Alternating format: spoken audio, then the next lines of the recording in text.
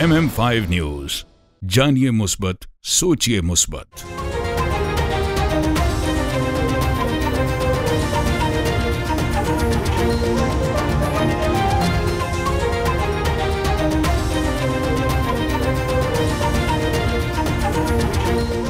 वज़ीर-ए-आज़म ने कौमी सलामती कमेटी का अहम इजलास तलब कर लिया। इजलास में सिविल व अस्करी क़यादत शिरकत करेगी, जबकि हसास इदारों के सरबराहान इजलास को कौमी सलामती पर ब्रीफिंग देंगे। कौमी सलामती कमेटी के इजलास में आर्मी चीफ समेत अस्करी क़यादत शरीक होगी। इजलास में वफाकी वज़रा भी शरीक होंगे। तहरीक इंसाफ का वज़ीर-ए-आज़म समेत वफाकी काबीना के खिलाफ कानूनी कार्रवाई का आगाज। मरकजी सेक्रेटरी इत्तलात PTI फारूक हबीब ने वफाकी सेक्रेटरी काबीना डिवीजन को खुसूसी खत लिख दिया, जिसमें कहा गया कि वफाकी काबीना के 4 अप्रैल के इजलास की शुरा एजेंडे कार्रवाई और फैसलों की तफसीलात दी जाएं। PTI का खैबर पख्तूनख्वा में इंतखाबात की तारीख न देने पर सुप्रीम कोर्ट से रजू। दरख्वास्त में कहा गया है कि गवर्नर खैबर पख्तूनख्वा 1 मार्च के अदालती हुक्म पर अमल नहीं कर रहे।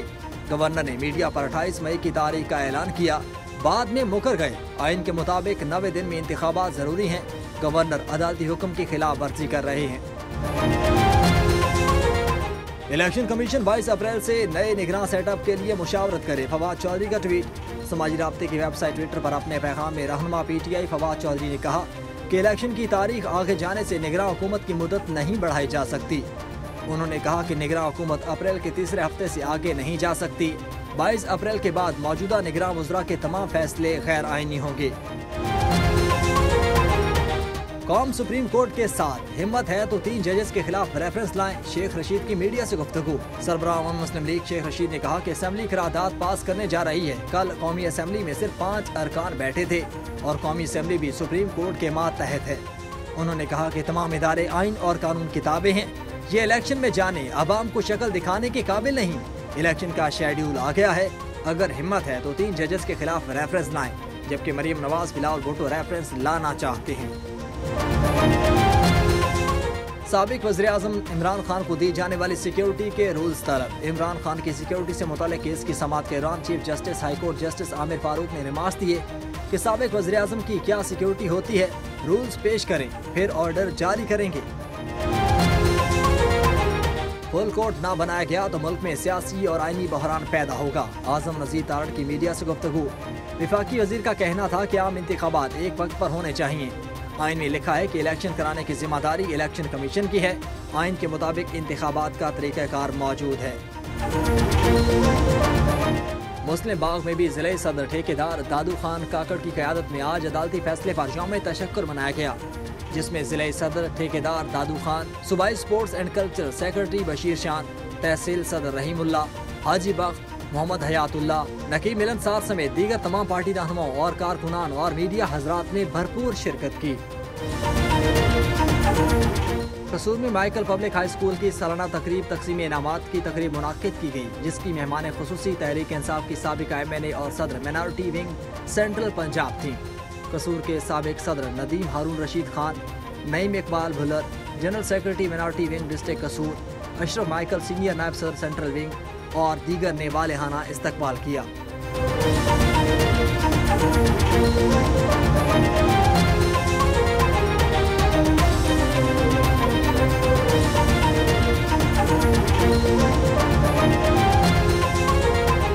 मुल्क भर के दीगर शहरों की तरह जहलम में भी साबिक वज़ीर-ए-आज़म ज़ुल्फ़िकार अली भुट्टो शहीद की 44वीं बरसी अकीदत और एहतराम के साथ मनाई गई। बरसी की तकरीब में जिला भर के ओहदेदारान और कारकुनान के अलावा पाकिस्तान पीपल्स पार्टी में नए शामिल होने वाले सियासी रहनुमा पीर हमजा करमानी ने भी खुसूसी शिरकत की।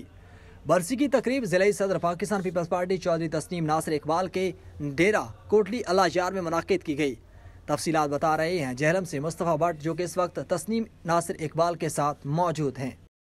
जी बिल्कुल, मैं मौजूद हूँ चौधरी तस्लीम नासिर इकबाल साबिक़ MPA पीपल्स पार्टी के। तो आज पूरी दुनिया की तरह जेलों में भी साबिक़ वज़ीर-ए-आज़म ज़ुल्फ़िकार अली भुट्टो शहीद की बरसी मनाई जा रही है।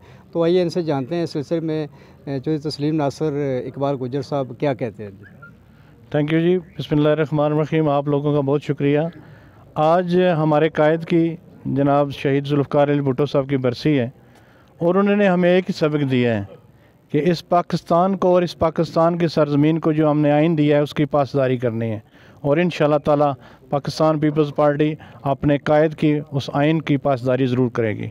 और जो हालात आजकल कोर्ट्स के हो रहे हैं, मेरे ख्याल में ये जो छठी का स्टूडेंट है ना, वो भी समझता है कि हमारे साथ ये क्या खिलवाड़ हो रहा है। एक साइड पे कहते हैं कि फ़लाँ बंदा चोर है, एक साइड पे कहते हैं फ़लाँ बंदा डकैत है, उसी डकैत को उसी चोर को ऊपर बिठा देते हैं और उसके बाद उसको जब उनकी तबीयत नहीं जाती उसी बंदे को कहते हैं ये सादिक और अमीन है। मैं समझता हूँ पाकिस्तान की सरज़मीन ये 24 करोड़ आवाम ये बर्दाश्त नहीं करेगी अब। और इंशाअल्लाह ताला मैं समझता हूँ जो बंदे या जो सियासी जमातें पाकिस्तान आर्मी के ख़िलाफ़ स्टेप और लेती हैं और उनको बदनाम करती हैं, ये हमारे लिए बाइस शर्म है और इनको हम भरपूर कंडम्ड करते हैं। और इंशाअल्लाह ताला अगर हमारे किसी पाकिस्तान आर्मी के किसी जनरल की या किसी आर्मी चीफ़ की उन्होंने इंसल्ट की तो हम भरपूर जवाब देंगे। जी बिल्कुल, जैसा कि ज़िली सदर पाकिस्तान पीपल्स पार्टी जो तस्लीम नासिर इकबाल साहब का ये कहना है कि भुट्टो ने एक हमें आइन दिया था जिसकी पासदारी के लिए आज भी हम हाज़िर हैं, हाज़िर रखेंगे और आइंदा भी उसकी पासदारी करते रहेंगे। जलालपुर पीरवाला में हालिया दिनों में शदीद बारिशों की वजह से गंदम को शदीद नुकसान का सामना, किसान परेशान। किसानों का हुकूमत से मुतालबा है कि किसानों को बीज, खाद और बिजली के रेट्स में रिलीफ दिया जाए ताकि किसान अगली फसल आसानी से काश्त कर सकें। मज़ीद अहवाल बता रहे हैं हमारे नुमाइंदा मोहम्मद सकलैन नवाज। जी सकलैन, आगाह कीजिएगा।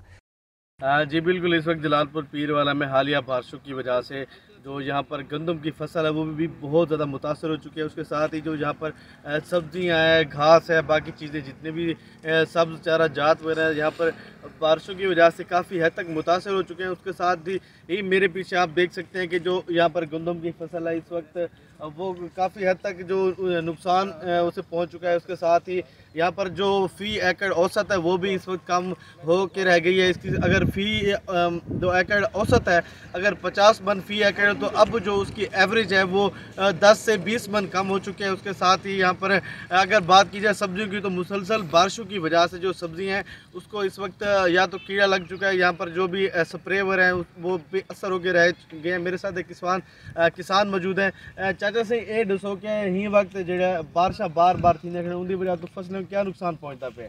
फसलों में ढेर सारा नुकसान है। फसलों के सब कैमरे के सामने सारा कुछ पे इधर फसल को भी तो जिम्मे आधे खड़े 5 मन औसत 50 मन जी आधी आधी काट दे चुकी है। जरा हुकूमत मेहरबानी करे तो किसान ला तावन करे, अगला फसल जरा है किसान अच्छी तरह से बो सके।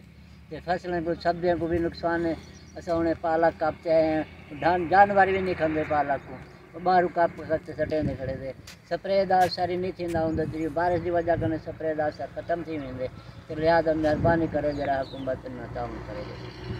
जी जैसा कि आपने किसान अंकल से ये सुने, उनके मामला सुने, तो उनका ये हुकूमत से मुतालबा है कि जो किसान है वो इस वक्त बहुत ज़्यादा कुर्बनाक हालत में है और बहुत ज़्यादा परेशानी का शिकार है। तो ज़्यादा हुकूमत को चाहिए कि इस वक्त जो किसानों को और ज़्यादा से ज़्यादा रिलीफ दे ताकि जो ये गंदम मौजूदा जो है इसका भी उन्हें कुछ ना कुछ प्रॉफिट भी हासिल हो सके और उसके अलावा जो अगली फसल है वो भी आसानी से उसे काश्त कर सकें। जी सरगोदा जिला भर में स्पेशल रमज़ान पैकेज के तहत फ्री आटा की तकसीम का सिलसिला जारी है।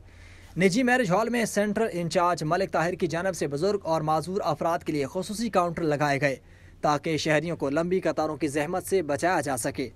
अब तक 60% से ज़ायद आटा तकसीम कर दिया गया। मज़ीद तफसीलात हमारे नुमाइंदे मलिक अजान की इस रिपोर्ट में।